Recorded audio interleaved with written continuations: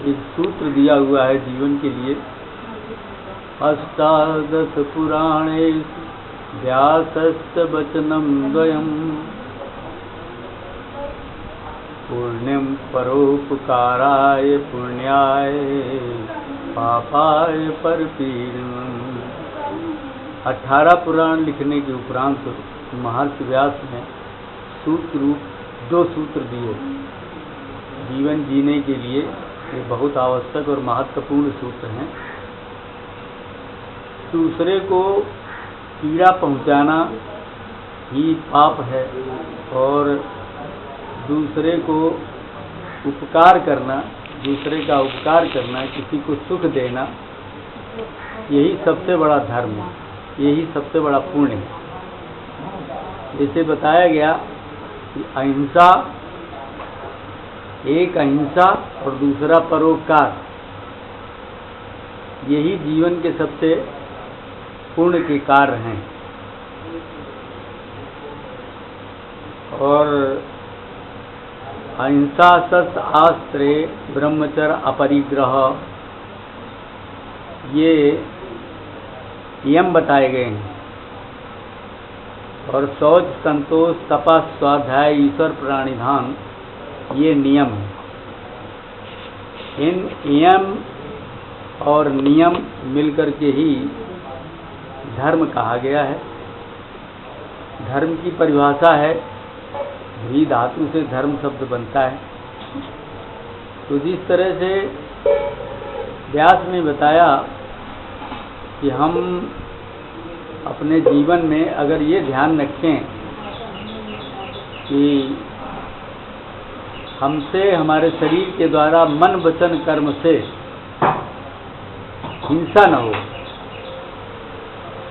तो तुलसी ने बहुत अच्छा दोहा लिखा है, तुलसी आसन खेत है मन बच कर्म किसान, पाप पुण्य द्वय बीज हैं बवै सुलवय निदान।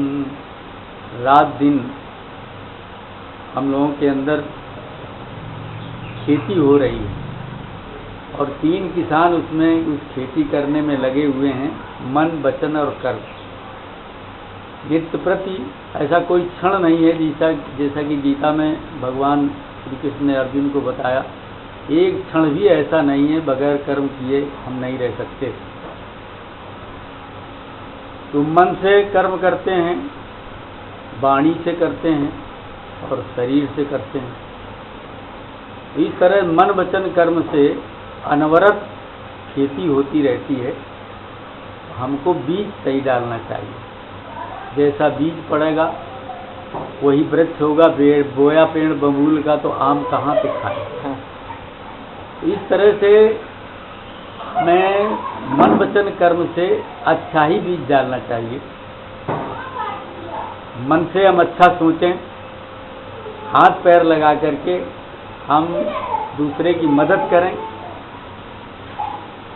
और वाणी से भी हम उपकार करें। भगवान कृष्ण ने गीता के 17वें अध्याय में बताया, अनुद्वेग करम वाक्यम सत्यम प्रियतम चेयर।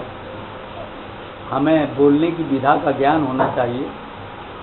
जैसे उद्वेग न पैदा हो ऐसा वचन बोलना चाहिए, किसी को खले नहीं। क्योंकि उन्होंने बताया, ईश्वरा सर्वभूतानां हृदय से अर्जुन पुष्ट, सभी के हृदय में मेरा निवास है। हृदय में भगवान रहते हैं। सर्वस्व तो हम हृदय सन्निविष्टो, सबके हृदय में मैं बैठा हुआ हूँ। जब हम पत्थर की मूर्ति को किसी खराब जगह में, गंदी जगह में नहीं बैठाते हैं, तो अगर हम अपने हृदय में अपने हृदय को साफ शुद्ध नहीं रखेंगे, तो क्योंकि वो भगवान के बैठने का स्थान है, तो उसको हमको ध्यान रखना पड़ेगा। तो भगवान ने बताया उद्वेग न पैदा करे ऐसा वचन हमको बोलना है। सत्य हो, प्रिय हो और हितकर हो। स्वाध्याय विसनन से हो वांग्मयम तप उच्चते। स्वाध्याय माने अपना अध्ययन और स्वाध्याय माने अच्छी पुस्तकों का भी अध्ययन। तो ये वाणी संबंधी तप बताया गया है। तो वाणी एक अमोल है जो कोई बोले जान, ये तराजू तौल के तब मुख बहारान। कवि ने बड़ा अच्छा लिखा है।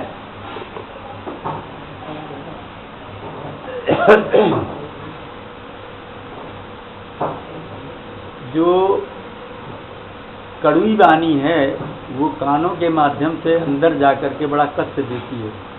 तो मधुर वचन है औषधि, कटुक वचन है तीर, श्रवण द्वार होए संचर, साले सकल शरीर। एक उर्दू शायर ने बहुत अच्छी बात लिखी है, कुदरत को नापसंद है शक्ति बयान में, इसीलिए तो दी नहीं हड्डी जवान में।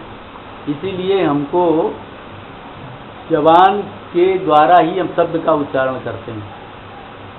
तो हम शब्दों का जो उच्चारण करते हैं जबान के द्वारा, जबान में कोई हड्डी नहीं है, इसका मतलब है कि हम कड़ा न बोलें। तो ये इस तरह से वाणी की तपस्या ही हो गई। अगर हम अपनी वाणी से परोपकार करते हैं, अच्छी बात किसी को बताते हैं, गाली गलौज ईर्षा द्वेष अगर इस तरह की बात मुझसे निकलती है, ईर्षा द्वेष पैदा करने वाली, तो समझिए कि वो पाप हो रहा है। तो इसलिए हमको चाहिए कि हम मन वचन कर्म से, भगवान कृष्ण ने गीता में बताया कि जो शरीर संबंधी तप है, शरीर से हम क्या करें, देव दुज गुरु प्राग पूजनम शौच मार्जमम ब्रह्मचर्य महिषा का शारीरम तप उच्चते। ये शरीर संबंधी तप है। देवताओं की दुज श्रेणी में ब्राह्मण क्षत्रिय और वैश्य 3 आते हैं। देव दुज गुरु और गुरु गुरुजन हैं, इनका हम सम्मान करें। प्राज्ञ माने प्रा माने विशेष, ज्ञान माने ज्ञानवान, जो विशेष ज्ञानवान लोग हैं उनका हम सम्मान करें। ये शरीर संबंधी तप है। और मन संबंधी तप है कि मना प्रसादा सौम्य, तब मन में प्रसन्नता हो। प्रसन्नता तभी रहेगी जब हम कुछ ठीक कार्य करेंगे, वाणी के द्वारा किसी के प्रति उद्वेग न पैदा करने वाले वचन बोलेंगे, शरीर के द्वारा दूसरे की सेवा करेंगे। और संत का स्वभाव यही होना चाहिए, पर उपकार वचन मन काया, संत सहज स्वभाव खगराया। संत का सहज स्वभाव होना चाहिए कि वो वचन मन और काया, वचन से मन से और शरीर से जो पर उपकार करता है वही संत है। तो इस तरह से हमें ये ध्यान रखना चाहिए कि हम संसार में रह करके कौन सा बीज डाल रहे हैं, कौन सा कार्य कर रहे हैं। अगर हम दूसरे का उपकार करते हैं मन वचन कर्म से तो यही पूर्ण है, और अगर इसके विपरीत कोई कार्य करते हैं तो वही पाप है। इस तरह से दूसरे को हम दुख न दें, बने तो सुख दें। जहाँ तक हो सके व्यास जी ने जो सूत्र बताया है कि हम दूसरे को दुख न दें, सुख दें, और मन वचन कर्म से जहाँ तक हो सके हम उनको सुख ही देने का प्रयास करें। तो इस तरह से हमारा जीवन सार्थक बनेगा। और सबसे बड़ी यही भक्ति है भगवान की, क्योंकि जनता जनार्दन का स्वरूप है।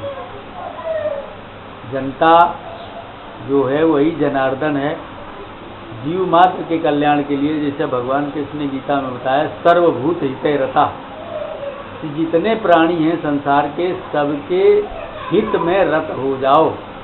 यही सबसे बड़ा पुण्य है, इससे बड़ा पुण्य दूसरा नहीं हो सकता, क्योंकि भगवान की सभी संतानें हैं। अब हम उनको किसी रूप में नाम कोई भी रख लें, कोई उनको अल्लाह, गॉड या ईश्वर इस तरह से कहता है। जैसे हमारे मुसलमान भाई सहज प्रकाश कहते हैं, हिंदू लोग सहज प्रकाश रूप दिन राति नहीं चाहिए दिया घृत बाती। मुसलमान लोग उसको अल्लाह या गॉड कहते हैं, अल्लाह कहते हैं, माने वो सबसे आला है, और जो गाइड करता है वो गॉड है। तो इस तरह से विश्व में जितने भी धर्म हैं वो बात एक ही कहते हैं, केवल भाषा का फर्क होता है। इस तरह से हमको चाहिए कि हम अपने जीवन में सत्य का आचरण करें, धर्म का आचरण करें। धर्म की परिभाषा बताते हुए महर्षि व्यास ने बताया, ऊर्ध्वबाहु विरोम्य न मे किंचित शृणोत में। मैं दोनों हाथ उठा करके जोर जोर से चिल्ला करके ये बात कहता हूँ और हमारी बात कोई सुनता नहीं है। धर्मार्थस्य कामस्य किमर्थम न सेवते। धर्म से अर्थ भी आएगा और आपकी कामनाओं की पूर्ति भी होगी और मोक्ष भी होगा। व्यास कहते हैं धर्मार्थस्य कामस्य, कामनाओं की पूर्ति होगी, अर्थ भी आएगा, धन की प्राप्ति होगी और मोक्ष भी होगा। तो फिर धर्म को क्यों नहीं पकड़ते, धर्म की तरफ आस्था क्यों नहीं। तुलसी ने बहुत अच्छी बात रामचरितमानस के माध्यम से इसी सूत्र को दोहराया है। उन्होंने कहा कि जिन सरिता सागर में जाही, यद्यपि ताहे कामना नाही, तिम सुख संपत्ति बिना ही बुलाए, धर्मशील से जाए तो है।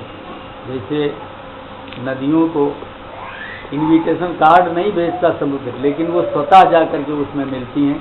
इसी प्रकार से जो धर्मशील प्राणी है, अगर वो धर्म पे आस्था रखता है, धर्म को ठीक से पकड़े हुए है, तो नाना प्रकार के सुख संपत्ति बगैर बुलाए ही उसके यहाँ स्वतः चले जाएंगे।